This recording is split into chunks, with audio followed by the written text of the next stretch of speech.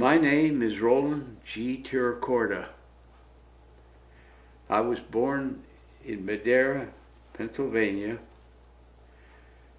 February the 6th, 1916. My father's name was Guy Tiracorda, and my mother's name was Maria Scrano. There were 6 members of our family, children. I had a brother, 3 sisters, and another brother died as an infant, and then I was born. When I was a junior in high school, we bought a new car, which was in 1932. That was Depression time, real Depression time. This is the good part. Then, naturally, there were very, very few people who had cars, let alone a brand new one. Needless to say, it came in awful handy when the proms came. And I was captivated by young ladies. And that gave me the drive, I think, to be successful. So I always aspired to advance. I was inducted into the service February the 10th, 1942. It was like a different world. Our first action was in a place called Talip. The first morning we got there, we was greeted by enemy bombers and fighters. After we had no places but just hit the ground. Of course, then we got to be expert diggers after that. Digging holes, ditches. And a lot of them were younger than me. They were in their 18 to 20s and probably never went any place but to school. But I was 26 years old. And there was just a matter of survival, because the enemy liked to knock out the most advanced in the air, and they did an excellent job, because they destroyed us in about, it seemed like an eternity. At our base that we first set up in Talip consisted of the ones where we lost. The African-American 99 Fighter Squadron was there. Our army, unfortunately, was still segregated then. I could never understand how, in the name of God,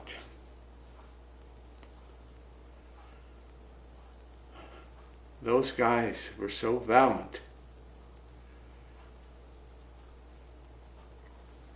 And we were segregated, but they were there, and they was famous. They left a heritage that it's not comparable. We was fighting for our country. They was fighting for our country. Didn't even give them the same footing as if you was an immigrant.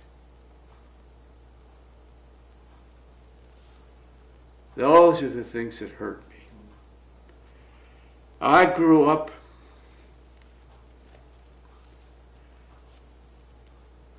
my whole life had changed. I was grateful.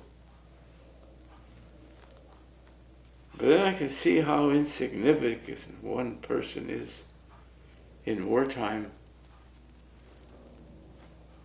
He can get killed in training. He can get killed in accidents. 50% of the accidents didn't happen from any of the accident. It was taken off, landing, getting shot, malfunctions of the plane coming or going. But to see a woman trying to nurse a baby that's starving to death, those are the things that haunt me. They were just civilians. They didn't have no more to do with the war. Those dictators started the war, like Mussolini and Hitler. That's one thing. And those people weren't no guilty of no crimes, no nothing.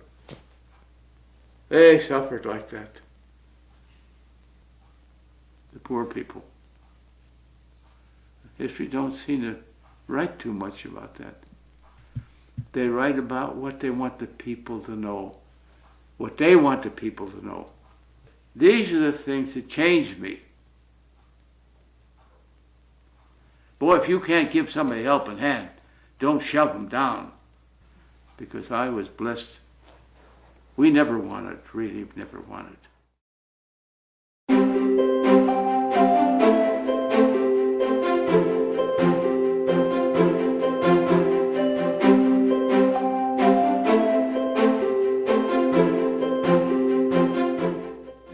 I married my wonderful wife, Constance J. Grasso, in 1945 with 6 children. Guy, Maria, Angela, Natalie, Jan, and Jill. And we have 5 grandsons and 2 granddaughters. And at the present date, 4 great-grandsons and 1 great-granddaughter. Okay, here she is, Jan Tiracorda. Thank you, Dad. That was beautiful. You want me to sit here? Okay. A wonderful wife passed away in May the 14th at 2:30 p.m. 2009. So that'd be 67. Yes, it would. 67 years, our 67th anniversary. My wife never had to ask her anything. I'm speaking of us. I was away working practically all the time. If my wife wanted something, she got it. The most serious thing my wife would ever say to me sometimes, she'd say, Roland, the checking account's getting down. And I'd trot right down to the bank, and the checking account, when I come back, it was no longer down. Do you know what I mean? We worked together as a unit. But that's just the way it was. These young people that have been in these wars in Iraq and Pakistan,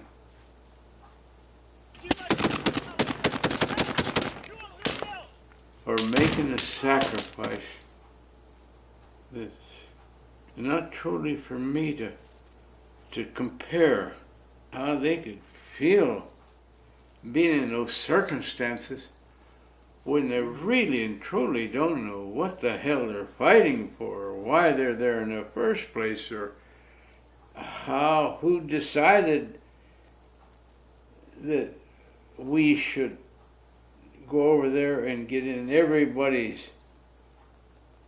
It's so much different now. At least with us, we knew who the hell the enemy was, because he had a uniform. You could tell by the signatures on the planes. You could tell. You knew the enemy. Well, those poor guys don't even know who in the hell is it. It could be almost in their midst, and they don't know it. It could be in the basement, be in the attic, it could be in the roof. I don't know. That's a tough thing to fight. Yeah. And then when it gets into religious stuff, it's impossible. Then it's fanaticism. But you're talking about politics and stuff. That's the way I look at things. I'm a neutral guy. I vote for the best man. I don't vote for the guy because he bought his way in. I would venture to say, looking at the future, I think that there's more great young children growing up today that any time more prepared to bring us out of into the light again of what this great country really means. It's a pride in your accomplishment. If you do the best you can, what God gave you, that's as good as it can be.